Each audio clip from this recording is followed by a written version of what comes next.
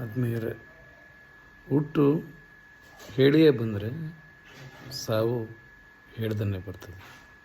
ಇದಕ್ಕೆ ಕಾರಣ ನಿನ್ನೆ ನಡೆದಂತಹ ಅನಿರೀಕ್ಷಿತ ವಿಮಾನ ದುರಂತ. ನಿಜವಾಗ್ಲೂ ಕೂಡ ಆ ವಿಮಾನದಲ್ಲಿದ್ದಂತಹ 242 ಜನ ಪ್ರಯಾಣಿಕರು ಕೂಡ 108 ಕನಸುಗಳನ್ನು ಹೊತ್ತು ವಿಮಾನ ಏರಿದರು.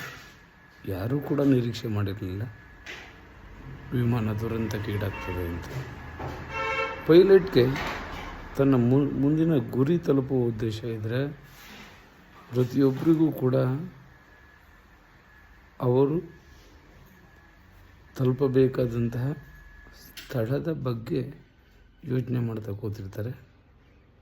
ಆದರೆ ಅನಿರೀಕ್ಷಿತವಾಗಿ ವಿಮಾನ ದುರಂತಕ್ಕೀಡಾಯಿತು. ನೋಡಿ, ಇಷ್ಟೇ ಜೀವವಿದ್ದಾಗ ಮೇರಿತೀವಿ, ತಿರಿತೀವಿ, ದ್ವೇಷಿಸ್ತೀವಿ, ಅಸೂಯೆ ಪಡ್ತೀವಿ, ಹೋರಾಟ ಮಾಡ್ತೀವಿ, ಒಪ್ಪತ್ತಿನ ಊಟಕ್ಕೋಸ್ಕರನೂ ಕಷ್ಟಪಡ್ತೀವಿ. ನಮ್ಮಲ್ಲಿ ಒಳ್ಳೆದಕ್ಕಿಂತ ಹೆಚ್ಚಾಗಿ ಋಣಾತ್ಮಕತೆ ಜಾಸ್ತಿ ಇರುತ್ತೆ.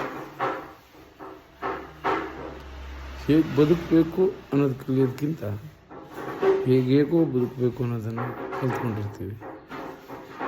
ನಮ್ಗೆ ಯಾರಿಗೂ ಗೊತ್ತಿಲ್ಲ ನಾಳೆ ಏನಾಗುತ್ತೆ, ಇನ್ನೊಂದು ಕ್ಷಣಕ್ಕೆ ಏನಾಗುತ್ತೆ ಅಂತ. ಈಗಷ್ಟೇ ನಮ್ಮ ಜೀವನ, ಈಗಿರುವಷ್ಟೇ ನಮ್ಮ ಜೀವನ. ಈ ಕ್ಷಣದಲ್ಲಿ ನಾನು ಬದುಕಿದ್ದೀನಿ, ಇನ್ನು 5 ನಿಮಿಷಕ್ಕೆ ಏನಾಗ್ತೀನಿ, ನಾನು ಕ್ಷಣಕ್ಕೆ ಏನಾಗ್ತೀನಿ ಅಂತ ನಮಗೆ ಗೊತ್ತಿಲ್ಲ. ಆದರೂ ಕೂಡ ಆಸೆಗಳ ಮೂಟೆಯನ್ನು ಹೊತ್ತು ಆಸೆಗಳ ಮೂಟೆಯನ್ನೇ ತುಂಬಲಿಕ್ಕೆ ನಾವು ಪ್ರಯತ್ನ ಮಾಡ್ತೀವಿ. ಜೀವನ ಇಷ್ಟೇ ಅಂದ್ಕೊಂಡಿದ್ದೀವಿ, ಆಸೆಗಳೇ ಜೀವನ. ಅದಕ್ಕೆ ಭಗವಾನ್ ಬುದ್ಧ ಹೇಳಿದ್ದು ಆಸೆಯ ದುಃಖಕ್ಕೆ ಮೂಲ ಅಂತ.